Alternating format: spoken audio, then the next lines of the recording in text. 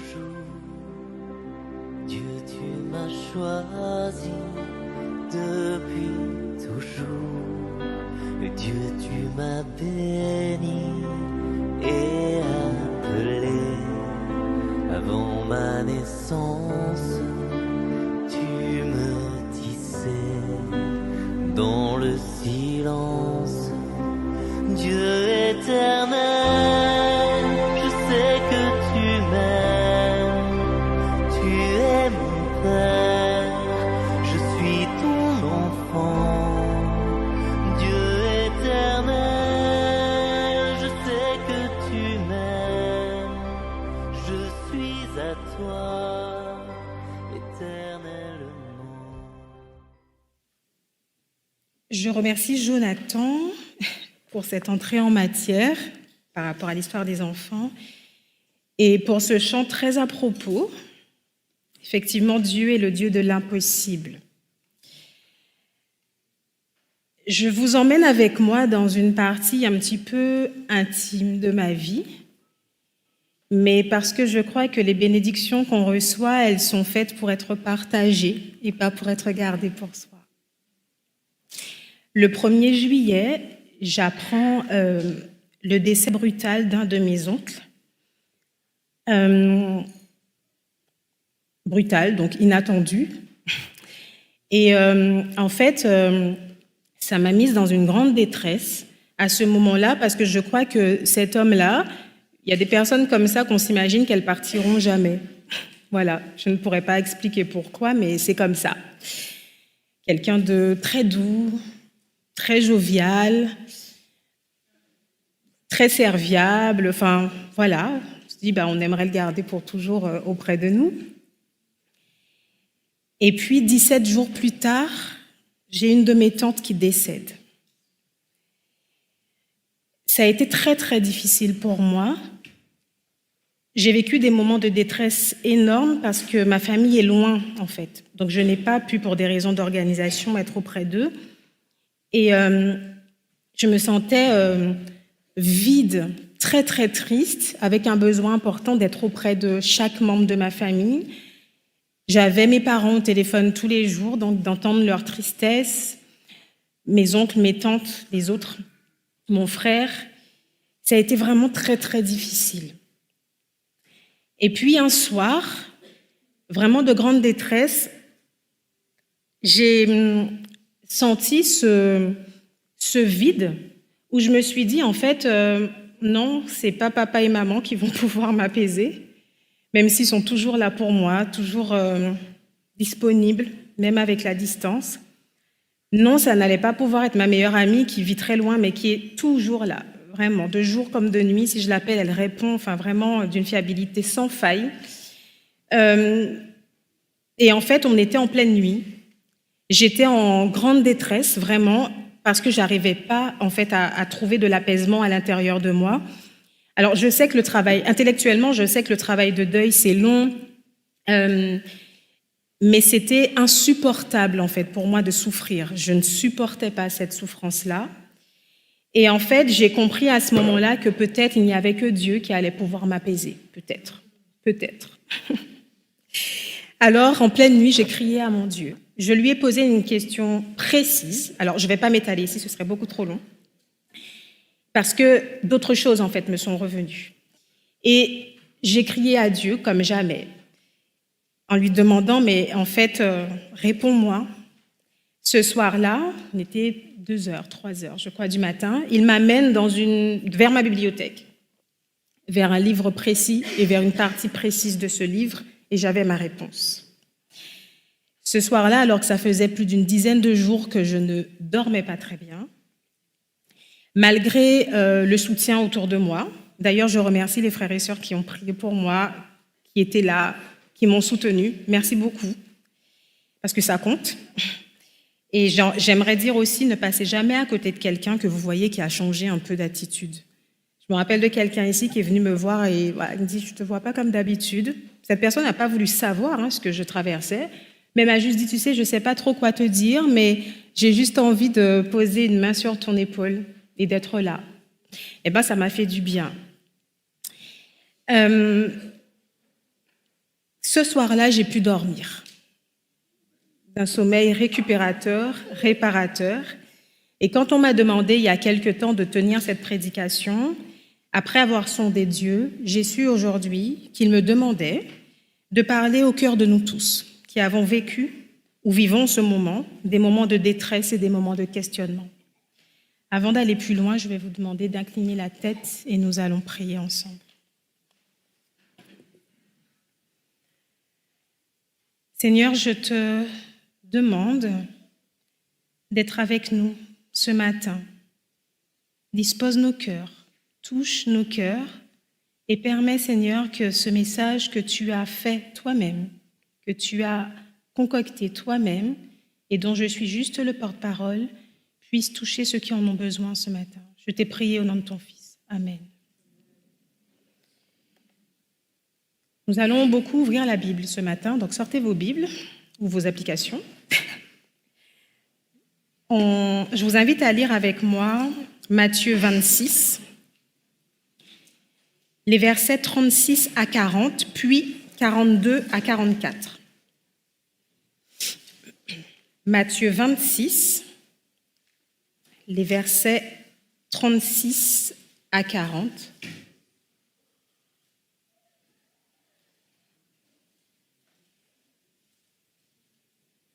Puis 42 à 44. Je lis. Là-dessus, Jésus alla avec eux dans un lieu appelé Gethsémané, et il dit aux disciples, « Asseyez-vous ici, pendant que je m'éloignerai pour prier. » Il prit avec lui Pierre et les 2 fils de Zébédée, et il commença à éprouver de la tristesse et des angoisses. Il leur dit alors, « Mon âme est triste jusqu'à la mort. Restez ici et veillez avec moi. » Puis, ayant fait quelques pas en avant, il se jeta sur sa face et pria ainsi, « Mon Père, s'il est possible que cette coupe s'éloigne de moi, toutefois, non pas ce que je veux, mais ce que tu veux. » Et il vint vers les disciples qu'il trouva endormis. Et il dit à Pierre, « Vous n'avez donc pu veiller 1 heure avec moi ?» Versets 42 à 44. Il s'éloigna une seconde fois et pria ainsi, « Mon Père, s'il n'est pas possible que cette coupe s'éloigne sans que je la boive, que ta volonté soit faite. » Il revint, il les trouva encore endormis car leurs yeux étaient appesantis. Il les quitta et, s'éloignant, il pria pour la 3e fois, répétant les mêmes paroles. Dans ces textes, que se passe-t-il? Qu'est-ce que vous observez? La prière, la tristesse jusqu'à la mort. En fait, effectivement, on peut y lire que Jésus a connu la tristesse profonde, l'angoisse, ce sentiment extrême qui donne parfois envie de mourir. Et à ce moment-là, il se tourne vers qui? Son Père, mais il cherche aussi le soutien de qui d'autre? Ses amis, ses disciples. Et ils font quoi, les disciples? Ils dorment.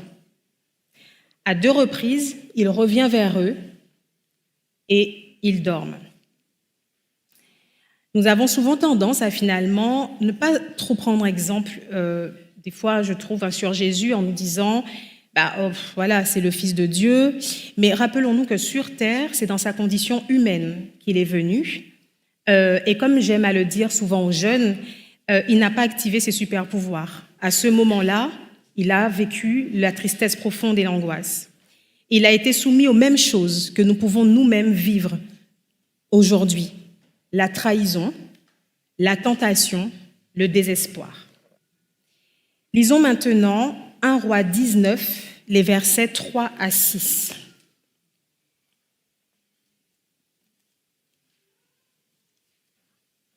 Un Roi 19, les versets 3 à 6.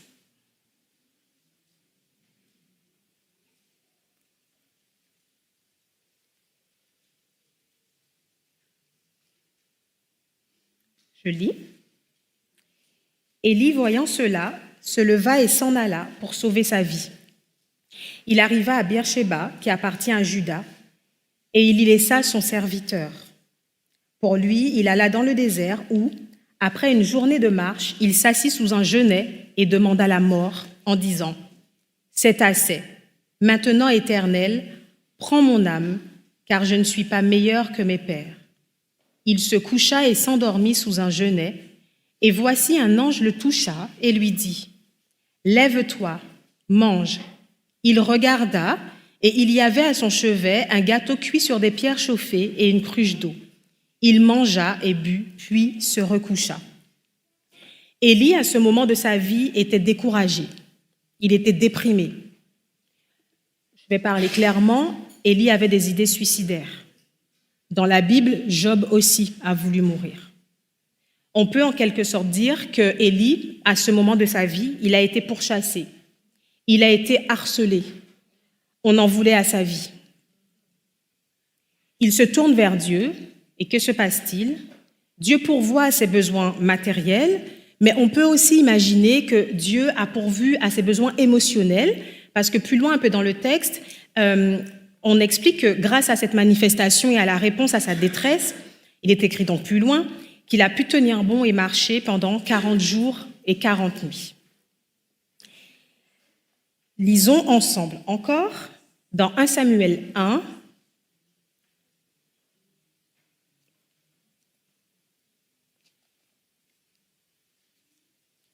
versets 1 à 2,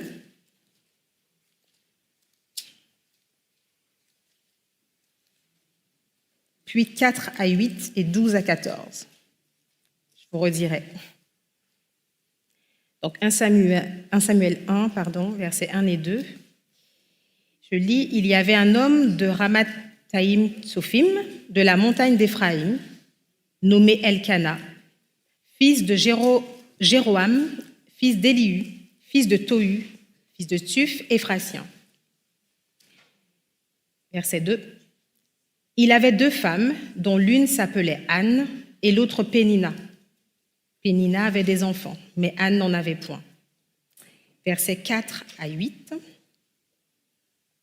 Le jour où Elkana offrait son sacrifice, il donnait des portions à Pénina, sa femme, et à tous les fils et à toutes les filles qu'il avait d'elle. Mais il donnait à Anne une portion double, car il aimait Anne, que l'Éternel avait rendue stérile. Sa rivale lui prodiguait les mortifications pour la porter à s'irriter de ce que l'Éternel l'avait rendue stérile. Et toutes les années, il en était ainsi. Chaque fois qu'Anne montait à la maison de l'Éternel, Pénina la mortifiait de la même manière. Alors elle pleurait et ne mangeait point. Elkana, son mari, lui disait « Anne, pourquoi pleures-tu et ne manges-tu pas? Pourquoi ton cœur est-il attristé? Est-ce que je ne vaux pas pour toi mieux que 10 fils ?» Versets 12 à 14. Comme elle restait longtemps en prière devant l'Éternel, Élie observa sa bouche. Anne parlait dans son cœur et ne faisait que remuer les lèvres, mais on n'entendait point sa voix. Élie pensa qu'elle était ivre et lui dit « Jusque à quand seras-tu dans l'ivresse? Fais passer ton vin. » Dans ces versets, on parcourt un bout de l'histoire d'une femme infertile qui subit les moqueries de sa rivale Pénina, les accusations du prophète également, et malgré les bonnes intentions de son époux, c'est vers Dieu que, année après année, elle se tourne pour dire sa peine. La suite de ce récit, vous connaissez, je crois, pour certains en tout cas. Elle enfante un fils, Samuel, que Dieu appellera plus tard. Dernier texte, Acte 16, versets 22 à 26. Acte 16,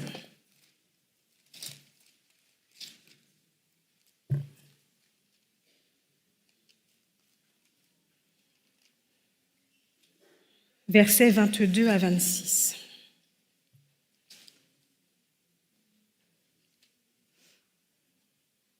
Je lis. La foule se souleva aussi contre eux, et les prêteurs, ayant fait arracher leurs vêtements, ordonnèrent qu'on les bâtît de verges. Après qu'on les eut chargés de coups, ils les jetèrent en prison, en recommandant au geôlier de les garder sûrement. Le geôlier, ayant reçu cet ordre, les jeta dans la prison intérieure et leur mit les ceps aux pieds. Vers le milieu de la nuit, Paul et Silas priaient et chantaient les louanges de Dieu, et les prisonniers les entendaient. Tout à coup, il se fit un grand tremblement de terre, en sorte que les fondements de la prison furent ébranlés. Au même instant, toutes les portes s'ouvrirent et les liens de tous les prisonniers furent rompus. Paul et Silas se retrouvent en prison. On peut supposer qu'ils avaient peur. Leur attitude à ce moment-là, ils font monter des louanges vers Dieu et ils prient. Et il se passe quoi? Les chaînes se brisent. Le dernier personnage dont je vais vous parler, c'est Moïse. Alors, c'est un personnage que j'aime beaucoup. J'aime beaucoup ce personnage. Moïse, je crois que c'est l'un des personnages les plus anxieux de la Bible. Moïse, j'aime pourquoi? Parce qu'il marchande tout le temps. Il a peur, il doute de lui, il fait un pas en avant, un pas en arrière, il demande des signes, enfin voilà, il marchande. Il va continuellement trouver des excuses pour esquiver ce que Dieu lui confie. À chaque spéculation anxieuse que Moïse avait, Dieu contre ça sans effort. C'est-à-dire, tu veux que je te montre, je te montre. Lorsque Moïse était anxieux à l'idée d'être trop insignifiant, Dieu a promis que sa présence l'accompagnerait.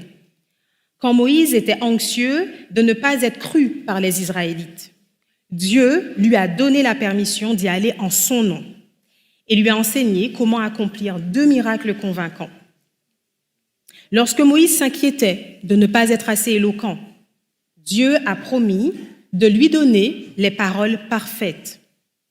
Pourtant, il suppliait Dieu avec anxiété d'envoyer quelqu'un d'autre. Pourtant, même lorsque la colère du Seigneur s'enflamme contre Moïse pour ne pas avoir cru à ses paroles, Dieu lui dit, bon, ok, je t'offre une solution. Si ma présence ne t'est pas assez rassurante, je te mets ton frère Aaron à côté de toi et puis il fera les parties que tu redoutes. Après avoir épuisé toutes les options de ceux qui pouvaient l'inquiéter, Moïse a maintenant un choix à faire. Et Moïse a choisi Dieu. Qui ici a déjà été déçu par quelque chose ou par quelqu'un? Mais quelle injustice, suis-je la seule à avoir été déçue dans ma vie? Qui a été déçu déjà? Ok. Qui ici a déjà déçu? Pourtant, nous continuons à nous tourner vers des humains. Pourquoi est-ce qu'alors que nous décevons nous-mêmes et que nous sommes régulièrement déçus par l'être humain, pourquoi est-ce que ce sont vers les hommes que nous nous tournons pour trouver l'apaisement? Pourquoi est-ce qu'on se tourne vers l'homme, avec un grand H, pour trouver la joie, la sérénité, la réponse à nos doutes et pour nous combler? Pourquoi dans la Bible est-ce que Dieu nous demande régulièrement de nous tourner vers lui? À votre avis? Il est la solution? Le seul? Oui, le seul qui peut faire l'impossible. Parce que l'homme n'est pas fiable. En fait, Dieu nous demande de nous tourner vers lui parce qu'il sait que parce qu'il sait que le premier réflexe que nous avons, c'est de nous tourner vers l'humain. Je reprends l'exemple de Jésus à Gethsémane. Alors, il ne s'est pas tourné que vers l'humain, mais il a attendu à un moment donné le soutien de ses amis. Et il faisait quoi? Il dormait. Dieu sait que c'est vers l'humain que nous allons nous tourner pour être comblés.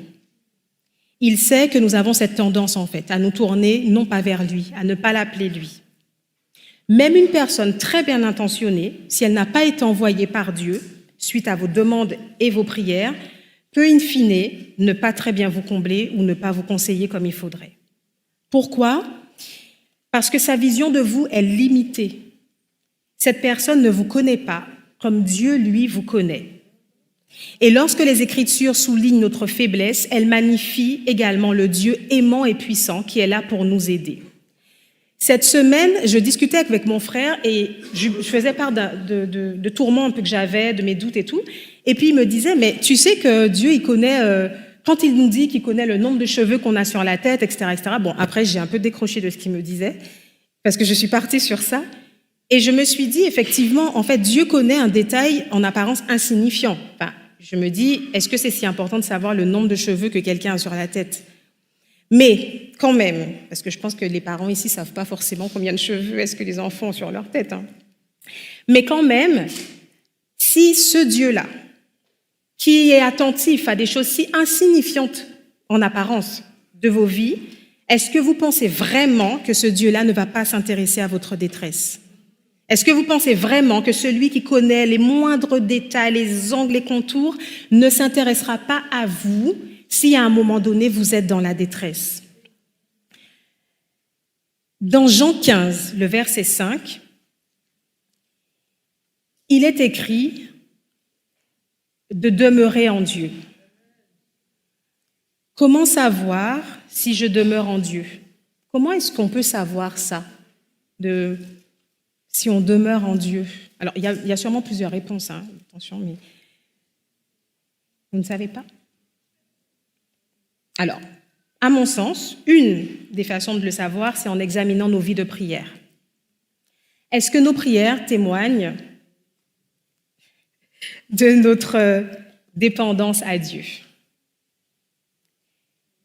Pourquoi est-ce que je prie? Au sujet de quoi est-ce que je prie? À propos de quoi est-ce que je prie?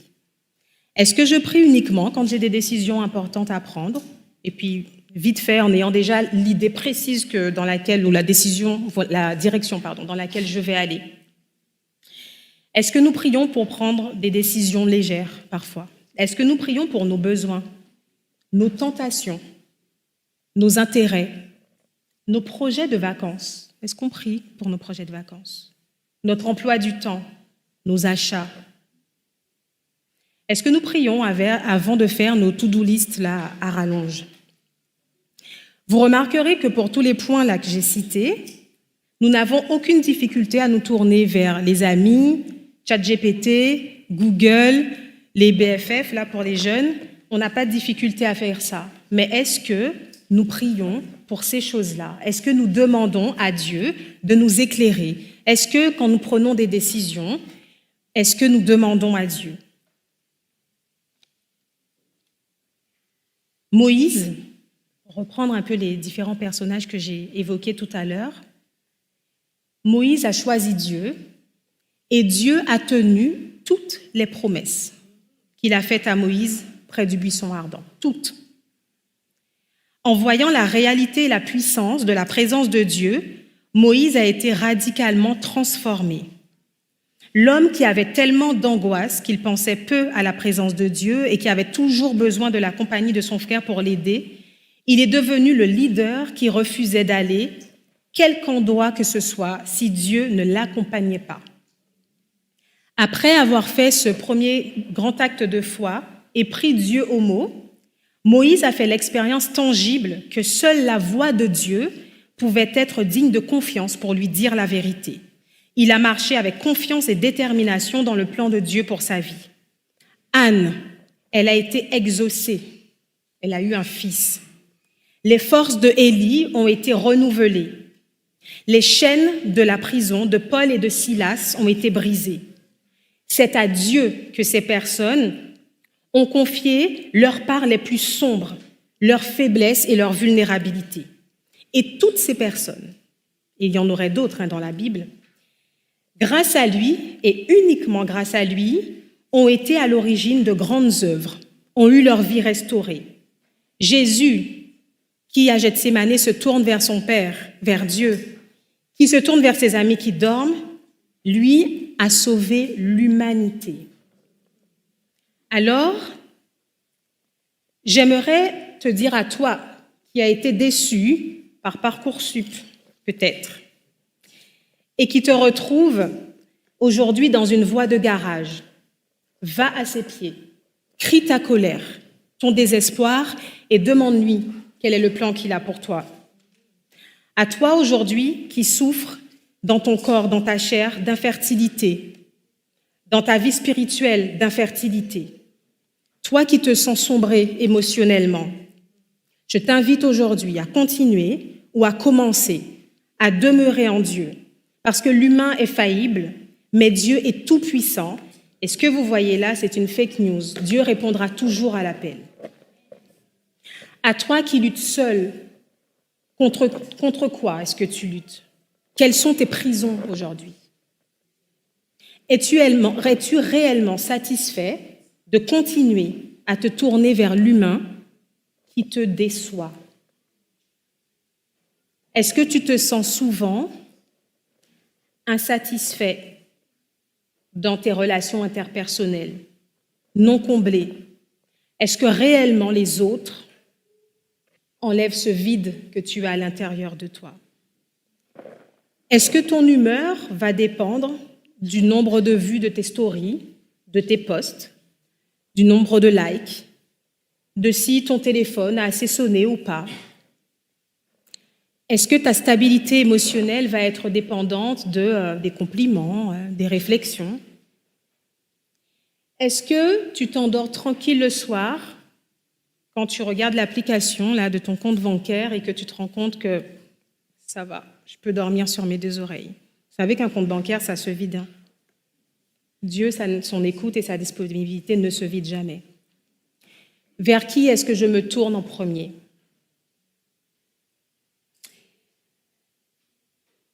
Pour conclure, à toutes ces problématiques se trouve dans la parole de Dieu un principe à mettre en pratique, une promesse à proclamer.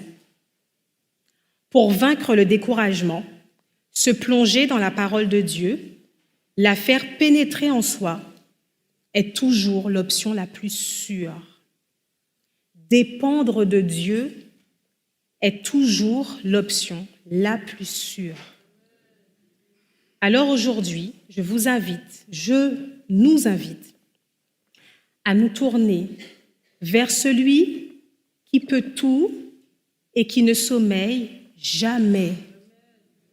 Car il est écrit dans Psaume 34, le verset 7, « Quand un malheureux crie, l'Éternel entend et il le sauve de toutes ses détresses. » Amen.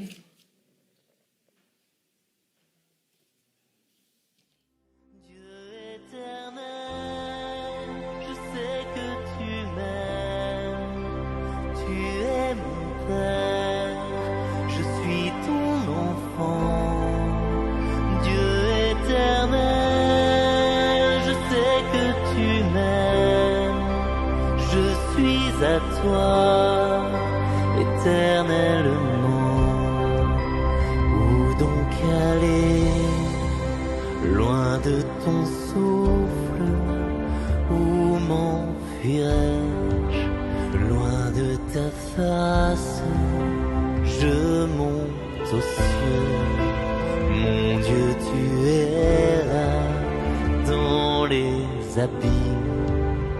Ta main est sur moi, Dieu éternel.